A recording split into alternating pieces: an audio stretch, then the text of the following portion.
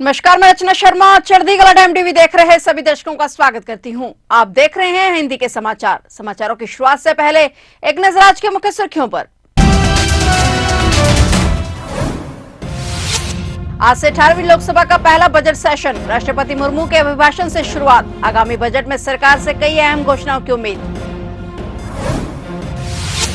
जलालाबाद जा रहे थे वेटर, सड़क पर बिछी लाशें। पंजाब में भीषण सड़क हादसा। गुरुहरसराय में टकराए पिकअप कैंटर। शंभू बॉर्डर पर एक और किसान की मौत। किसान को आया हार्ट अटैक। अमृतसर के गांव कक्कड़ तहसील लोपोके का रहने वाला था किसान।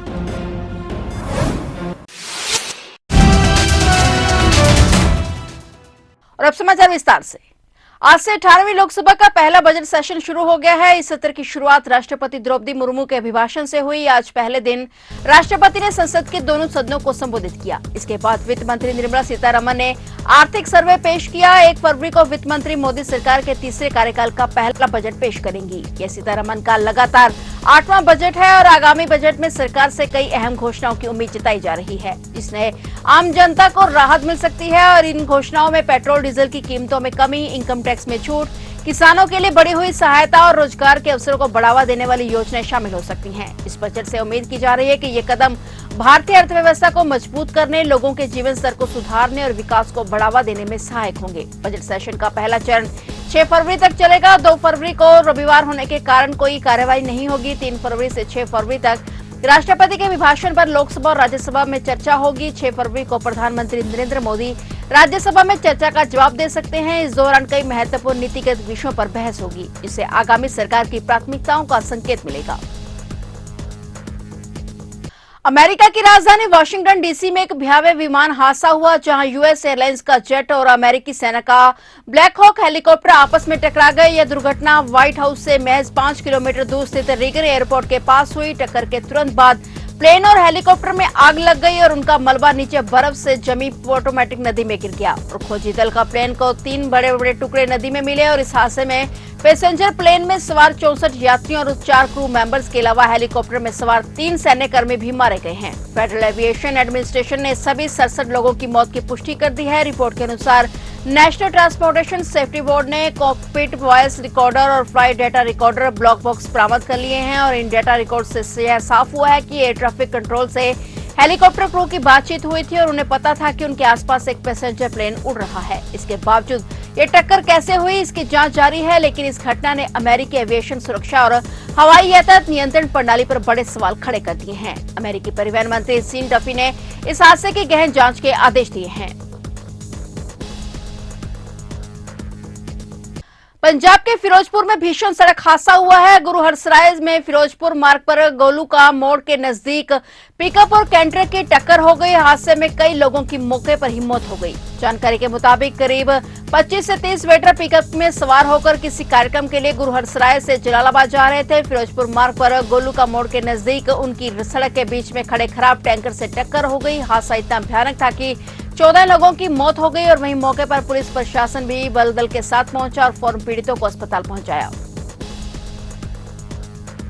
पंजाब और हरियाणा के शंभू बॉर्डर पर चल रहे किसान आंदोलन के बीच एक और किसान की मौत हो गई है। किसान की जान हार्ट अटैक आने से हुई है। और किसान का नाम प्रगट सिंह है, जो अमृतसर के गांव कक्कड़ तहसील लोपोके का रहने वाला था। किसान 2 एकड़ जमीन का मालिक था। वह अपने पीछे अपने परिवार को अकेला छोड़ गया है, जो शुरू से ही शंभू मोर्चे से जुड़ा हुआ था। वहीं किसान नेता सरवन सिंह पंदेर ने किसान की मौत पर दुख जताया है।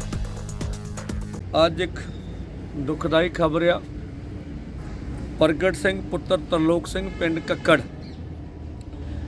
ਉਹਨਾਂ ਦੀ ਸ਼ਹੀਦੀ ਹੋਈ ਆ। ਸਵੇਰੇ ਉੱਠੇ ਸੀਗੇ, ਪਿਸ਼ਾਬ ਕਰਨ ਗਏ, ਕਿਤੇ ਡਿੱਗ ਪਿਆ। ਉਹਦੇ ਸਾਥੀਆਂ ਨੇ ਉਹਨਾਂ ਨੂੰ ਕੋਸ਼ਿਸ਼ ਕੀਤੀ। ਉਹ ਤੋਂ ਬਾਅਦ ਅਸੀਂ ਹਸਪੀਟਲ ਕੜਿਆ ਰਾਜਪੁਰੇ, ਜਿੱਥੇ ਡੈਥ ਹੋ ਗਈ ਉਹਨਾਂ ਦੀ। ਤੋਂ ਲਗਭਗ 40ਵੀਂ ਸ਼ਹੀਦੀ ਹੋਣੀ ਆ। ਹੁਣ ਦੇਖਦੇ ਆ ਵੀ ਮੋਦੀ ਸਰਕਾਰ ਕਿੰਨੀਆਂ ਕੁ ਜਾਨਾਂ ਹੋਰ ਲਊਗੀ ਕਿਸਾਨਾਂ ਦੀਆਂ। ਸੋ ਮੋਦੀ ਸਰਕਾਰ ਨੂੰ ਚਾਹੀਦਾ ਕਿਸਾਨਾਂ ਮਜ਼ਦੂਰਾਂ ਦੀਆਂ ਮੰਗਾਂ ਨੂੰ ਪ੍ਰਵਾਨ ਕਰਕੇ ਮਸਲਿਆਂ ਦਾ ਹੱਲ ਕਰੇ। ਉਹਨਾਂ ਦੇ ਪਰਿਵਾਰ ਨੂੰ ਬਣਦਾ ਪੰਜਾਬ ਸਰਕਾਰ 5 ਲੱਖ ਦਾ ਮੁਆਵਜ਼ਾ ਦੇਵੇ। ਸਰਕਾਰੀ ਗੈਰ ਸਰਕਾਰੀ ਨੌਕਰੀ ਯੋਗਤਾ ਅਨੁਸਾਰ ਉਹਨਾਂ ਦੇ ਪਰਿਵਾਰ ਦੀ, ਔਰ ਉਹਨਾਂ ਦਾ ਸਰਕਾਰੀ ਗੈਰ ਸਰਕਾਰੀ ਕਰਜ਼ਾ ਮਾਫ। ਇਹ 2 ਏਕੜ ਦੇ ਮਾਲਕ ਸੀਗੇ। ਬੇਟੀਆਂ ਉਹਨਾਂ ਦੀਆਂ ਵਿਆਹੀਆਂ ਹੋਈਆਂ, ਬੇਟਾ ਅਨਮੈਰਿਡ ਆ। ਇਹ ਜ਼ਿਲ੍ਹਾ ਅੰਮ੍ਰਿਤਸਰ ਆ, ਪਿੰਡ ਹੈਗਾ ਕੱਕੜ।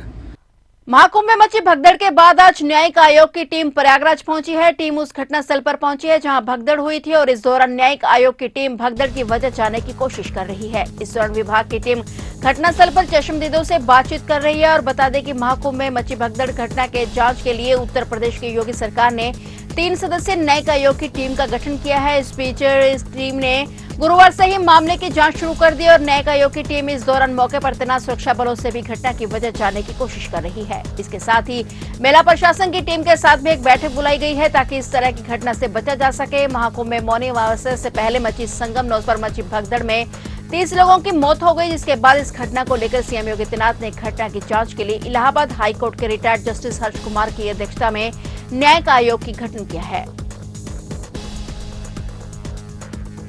जम्मू कश्मीर के पुंछ में जवानों ने पाक की घुसपैठ की साजिश को नाकाम कर दिया है। जवानों ने लाइन ऑफ कंट्रोल पर 2 आतंकियों पर गोली चलाई। जवानों ने यहां 6 से 7 आतंकियों की घुसपैठ की कोशिश को नाकाम कर दिया। फिलहाल पुंछ के खरी करमडा में सुरक्षा बलों का सर्च अभियान लगातार जारी है। अमेरिका के राष्ट्रपति डोनाल्ड ट्रंप ने भारत, चीन समेत ब्रिक्स देशों को धमकी दी है। ट्रंप ने धमकी भरे अंदाज में कहा है कि ब्रिक्स देश यह समझ लें कि वे अमेरिकी डॉलर को रिप्लेस नहीं कर सकते। ऐसा करने की अगर कोशिश हुई तो अमेरिका इन देशों पर 100% टैरिफ लगाएगा। ट्रंप ने कहा कि अगर ब्रिक्स अमेरिकी डॉलर को चुनौती देने के लिए अपनी नई करेंसी शुरू करेगा तो उन्हें भारी कीमत चुकानी पड़ेगी। उन्हें अमेरिकी बाजार में बाहर कर दिया जाएगा। ट्रंप ने कहा कि अमेरिका तमाशबीन नहीं रहेगा और इस खतरे का जवाब देगा। ब्रिक्स देशों में ब्राजील, रूस, भारत, चीन और दक्षिण अफ्रीका जैसे देश शामिल हैं। ये समूह वैश्विक तौर पर अमेरिकी डॉलर पर निर्भरता कम करना चाहते हैं और ब्रिक्स देश अपने व्यापार को ब्रिक्स करेंसी की मदद से शुरू करने की योजना बना रहे हैं। रूस और चीन पहले से ही डॉलर के बजाय युआन और अन्य मुद्राओं के व्यापार कर रहे हैं और अब ब्रिक्स की इस नई करेंसी से अमेरिका की आर्थिक स्थिति कमजोर हो सकती है। हालांकि अमेरिका का टैरिफ लगाने का फैसला ब्रिक्स देशों को और मजबूती से अपनी मुद्रा अपनाने के लिए प्रेरित कर सकता है। ईडी ने Jayshree Gayatri food products private limited company के संचालकों के ठिकानों पर छापेमारी में करीब 73 करोड़ रुपए की संपत्ति बरामद की है। इस बीच कार्रवाई के दौरान कंपनी के मालिक की पत्नी पायल मोदी ने जहर खा लिया है। इसके बाद उसे निजी अस्पताल में भर्ती कराया गया जहां उसका इलाज चल रहा है। पुलिस का कहना है कि आत्महत्या की कोशिश किन कारणों से की गई है, अभी इसकी जांच जारी है। फिलहाल पुलिस को पायल का एक कथित सुसाइड नोट भी मिला है, जिसमें उसने केंद्रीय मंत्री चिराग पासवान और 5 अन्य लोगों पर आरोप लगाए हैं। बता दें कि ईडी ने Jayshree Gayatri food products private limited के ठिकानों पर बुधवार को सर्चिंग की कार्रवाई की थी और 2 दिन से जारी सर्चिंग में कंपनी के भोपाल, सीहोर और मुरैना स्थित परिसरों की जांच में ईडी को उसके संचालकों के पास करोड़ों की संपत्ति मिली है। तो आप देख रहे थे हिंदी के समाचार और नए समाचारों के साथ फिर से हाजिर होंगे। तब तक के लिए देखते रहिए चढ़ती कला टाइम टीवी और मुझे दीजिए इजाजत। धन्यवाद।